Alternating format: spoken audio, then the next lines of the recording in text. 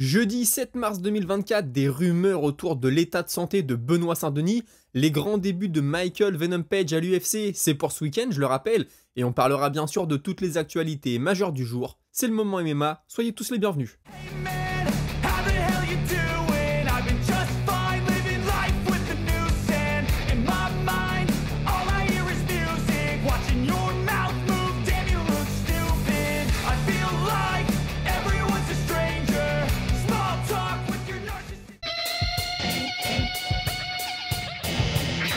Et Dustin Poirier qui est revenu sur les raisons qui l'ont fait accepter le combat contre Benoît Saint-Denis.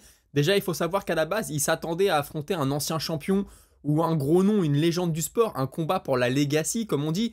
Et quand on lui a annoncé Benoît Saint-Denis, il s'est dit ok, c'est le moment de voir si j'ai toujours ça en moi, je vais prendre un jeune loup affamé, hein. C'est ce qu'on dit souvent. Et on va voir si je suis bon pour la retraite ou si je suis toujours bon pour continuer ma carrière. D'ailleurs, il parle de plus en plus de la retraite, hein. Il sait qu'il approche de la fin. Il sait qu'il a de l'argent, etc. Il veut être présent pour sa famille. On va en reparler un petit peu plus tard. Il a beaucoup de respect pour Benoît Saint-Denis. Il explique que tu n'arrives pas là où il est par hasard. 5 finishes de suite. C'est impressionnant. Il a une seule défaite. Et c'est une défaite à la décision dans une catégorie qui n'est pas la sienne.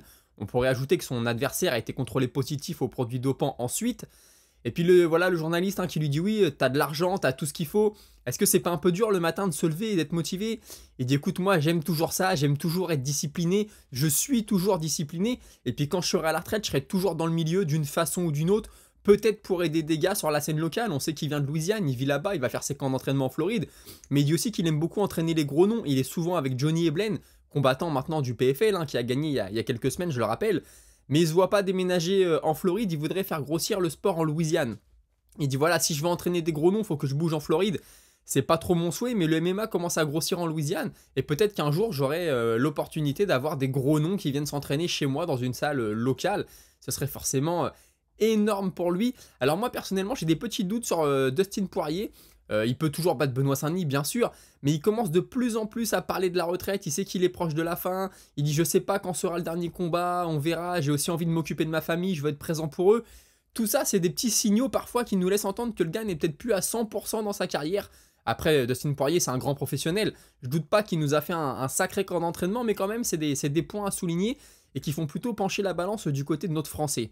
D'ailleurs, Benoît Saint-Denis, lui, nous a promis la guerre. Alors, je ne sais pas si vous avez vu, je vais vous mettre la photo. Il avait une petite écorchure sur le front. Il y a quelques journalistes qui ont commencé à se demander si c'était pas un staphylocoque. Il y a d'autres combattants qui en ont parlé aussi, donc je ne sais pas du tout, mais c'est une rumeur qui enfle. Là, j'enregistre, on est le matin, on aura peut-être plus d'éclaircissements arrivé à ce soir, 17h, quand la vidéo sortira. Mais je voulais quand même le souligner parce que si c'est ça, c'est inquiétant. J'espère que tout ne va pas tomber à l'eau. Le connaissant, il va vouloir aller au combat coûte que coûte. Mais monter dans la cage, diminuer à ce point, ça peut porter préjudice. Mais bon, pour l'instant, rien d'officiel. Je voulais quand même vous en faire part. Et puis il est revenu sur quelque chose qui dit souvent Benoît Saint-Denis. On l'a entendu dire, moi je veux boxer les meilleurs boxeurs, je veux les mettre KO, je veux lutter les meilleurs lutteurs, aller les soumettre. Et on lui dit ouais, toi t'as un peu plus une vision à la John Jones. Par exemple, John Jones, il a toujours voulu prendre les mecs là où ils étaient forts, alors que Georges Saint-Pierre, au contraire, était très complet et voulait aller affronter les gars dans le domaine où ils étaient le moins bons. Stratégiquement, c'est toujours un peu mieux.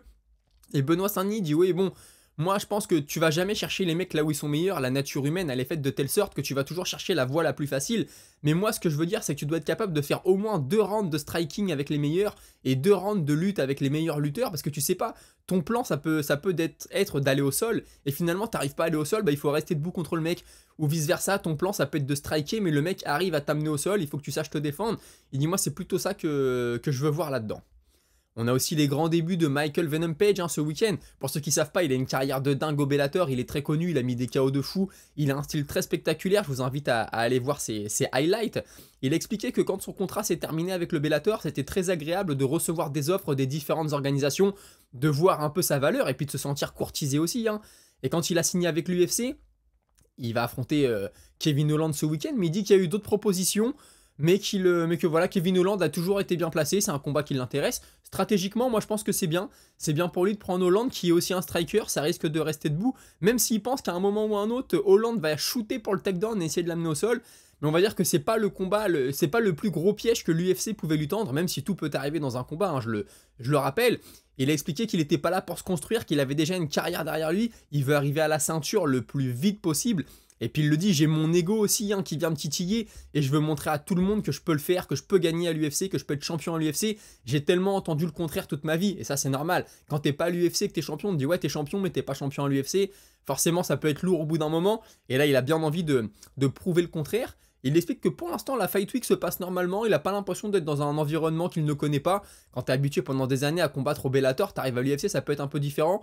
Il dit pour l'instant je le ressens pas trop, on va voir quand les jours vont avancer. Et puis le combat de rêve, il en avait déjà parlé, c'est Leon Edwards en Angleterre, dans un stade. Il dit j'ai beaucoup de respect pour lui, je l'aime beaucoup, mais il a la ceinture, je veux la ceinture. Ce serait un combat énorme.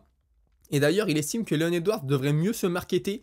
Il dit ouais, je me souviens quand il avait combattu en Angleterre contre Gunnar Nelson, tout le monde était en train de soutenir Gunnar Nelson, alors que Gunnar Nelson c'est un Islandais qui s'entraîne en Irlande hein, avec John Kavanagh, la team de McGregor. Mais il dit quand même c'est pas normal, je pense qu'il devrait faire un petit effort sur le marketing. Écoutez, espérons que Leon Edwards en prenne de la graine. Son adversaire Kevin Holland, lui, a déclaré que c'était pas facile de trouver des sparring partners qui s'adaptent au style de MVP. C'est un gars on dit que c'est un karatéka, mais pas vraiment. Il a un passé de kickboxer, il a les mains très basses, beaucoup de déplacements. Il dit voilà, c'est très compliqué, je le sais, j'ai fait de mon mieux, je suis prêt pour ce combat. On lui dit aussi que MVP a 36 ans. Est-ce que tu penses qu'il va être diminué par l'âge? Il dit bah écoute, je peux pas dire ça parce que quand j'ai affronté Stephen Thompson, il était vieux aussi et puis il m'a fait déjouer donc je peux pas me baser là-dessus. Il a aussi confirmé le fait que les deux devaient s'affronter à la base au mois de janvier. Hein. Je vous rappelle la vidéo de Dana White où on voyait derrière des dates de combat et certaines personnes avaient réussi à voir un Kevin Holland contre Michael Page au Canada, hein, sur la carte de Sean Strickland contre Duplessis. Il dit ouais ça avait été, il y avait eu des discussions mais finalement ça ne s'est pas fait. Toujours à l'UFC, il faut savoir que ce week-end, les règles vont être un peu différentes pour la pesée. D'habitude, les combattants ont entre 9h du matin et 11h du matin pour se peser, pour faire le poids. Là, ça va être différent. Il faut tous qui passent sur la balance entre 9 et 10h, sinon ils seront sanctionnés. Soit une amende, soit carrément leur combat annulé. Et s'ils font pas le poids entre 9h et 10h, ils auront droit à 1 heure de plus entre 10 et 11 pour monter sur la balance et faire le poids. Donc ça change un peu le protocole. J'espère que les gars vont pas être trop troublés par ça, parce que quand tu as tes habitudes, quand la perte de poids est dure, c'est le genre de petit détail qui peut faire la différence. On a Dricus Duplessis qui explique qu'il voudrait défendre sa ceinture des poids moyens au moins 3 fois pour montrer qu'il est le vrai champion et ensuite monter chez les poids lourds légers. Alors je sais pas si ça va se faire, mais bon, 3 défenses de titre c'est un minimum j'estime pour monter. Vous connaissez mon avis là-dessus, moi je suis plutôt sur 5-6 défenses, vraiment avoir rincé la catégorie. Mais voyons si on verra si l'UFC lui donne cette opportunité. Et puis il a aussi dit concernant Israel Adesanya que Adesanya ne se rend pas compte qu'il est plus champion, qu'il a plus la ceinture, que c'est plus lui qui décide quand il va combattre le champion. Et il dit moi je veux pas rentrer dans un camp d'entraînement si je suis blessé, maintenant que je suis le champion, j'ai le temps, je veux faire mon camp d'entraînement en étant en bonne santé. Et puis prendre le combat quand je veux le prendre. Donc Adesanya doit comprendre que c'est à lui d'attendre et que c'est moi qui donne les règles entre guillemets. Bon, je vois à peu près ce qu'il veut dire. Maintenant, il va pas pouvoir non plus attendre jusqu'à la fin de l'année, parce que sinon, l'UFC, s'il y a Adesanya qui est prêt à revenir, je pense qu'ils mettront une ceinture intérim en jeu. Mais on va en apprendre plus dans les semaines et les mois à venir. Paulo Costa a expliqué qu'il aurait bien voulu, qu'il a été appelé pour combattre à Rio, donc au mois de mai, mais que Las Vegas, ça lui semble mieux au mois de juin. Il a peut-être besoin de se remettre, il a peut-être quelques blessures. Il sort d'un combat il n'y a pas très longtemps non plus. C'était quand? C'était au mois de janvier. Janvier et mai, ça le faisait. Hein. Bon, après, ça sera janvier et juin. Mais il a été contacté pour le Brésil, c'est normal, il est brésilien. Il a sa petite préférence pour le mois de juin, on verra ce que l'UFC lui réserve. Ce week-end, c'est aussi le combat de Petr Yan. Hier, je vous ai parlé de son adversaire, Song Yadong. Yan, ça fait un petit moment qu'on ne l'a pas vu, il a dit que c'était son choix, c'est lui qui voulait se mettre un peu sur la touche, il avait besoin de se reposer. Il y avait eu des rumeurs d'un combat entre lui et Song Yadong en décembre. Hein. Il dit non, ça a été des rumeurs, il n'y a rien eu de signé, rien de tout ça. Moi, ce que je voulais, c'était revenir à l'UFC 299.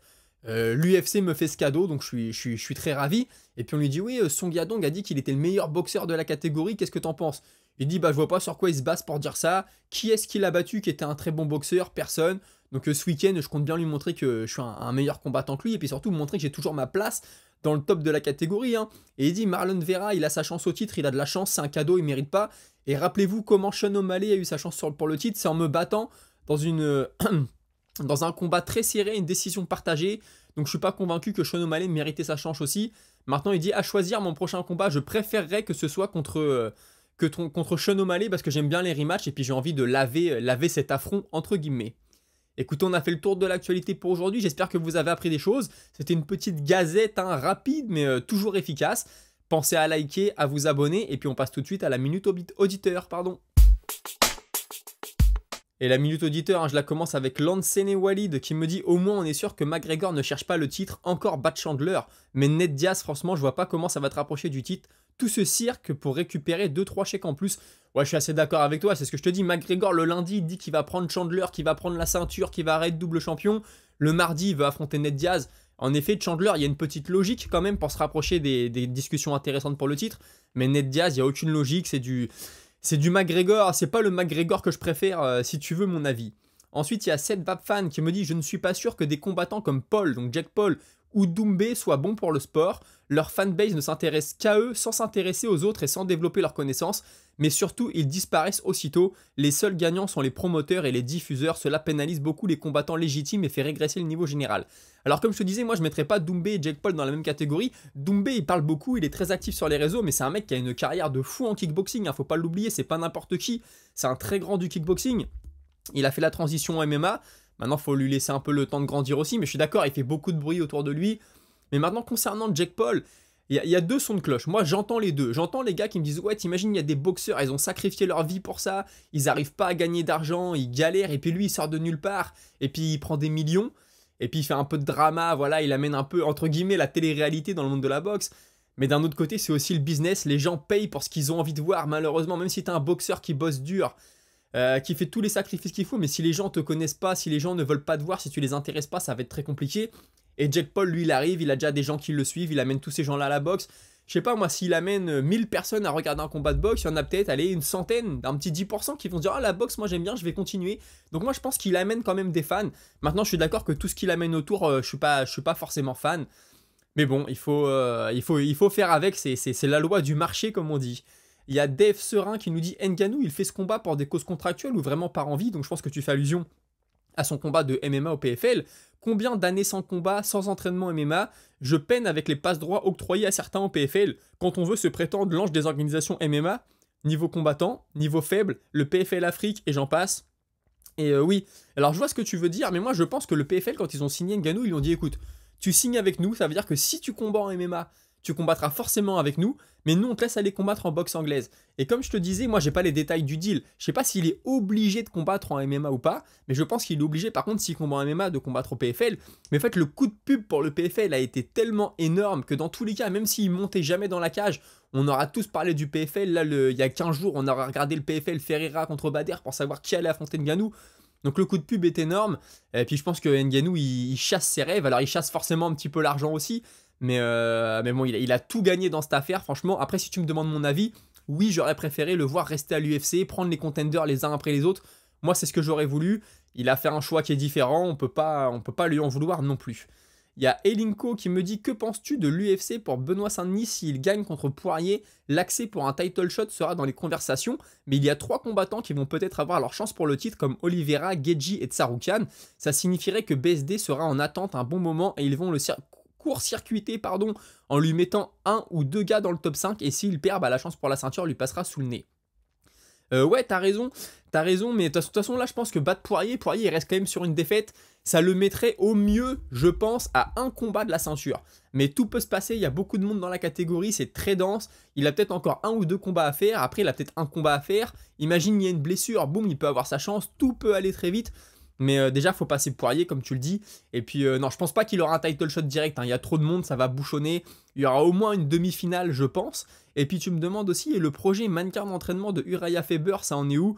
Parce que c'est un sacré projet, très intéressant pour faire de l'entraînement mannequin avec ce réalisme. Pour ceux qui savent pas, il y a quelques mois déjà, ouais, c'était l'année dernière, on avait parlé que Uriah Faber commercialisait avec une société un mannequin de JJB, une sorte de robot. John Jones avait tourné avec Ryan, la Gordon Ryan en JJB. Bah écoute, je sais pas, moi je pense qu'il y a déjà des prototypes qui sont sortis, il en a pas reparlé, donc je pense qu'il n'y a rien de... Voilà, c'est pas prêt à être fait à grande échelle, mais c'est sûr que c'est un sacré projet, ça amènerait beaucoup au sport. Il y a Krill qui me demandait s'il y avait un combattant backup pour Poirier contre Saint-Denis. Et pour moi, il n'y en a pas un. Pour moi, ça c'est que pour les combats pour le titre. Et peut-être pour certains main events quand il n'y a pas de titre, mais de tête comme ça, de ce que j'ai entendu, c'est toujours quand tu as un combat pour le titre, il y a un backup fighter.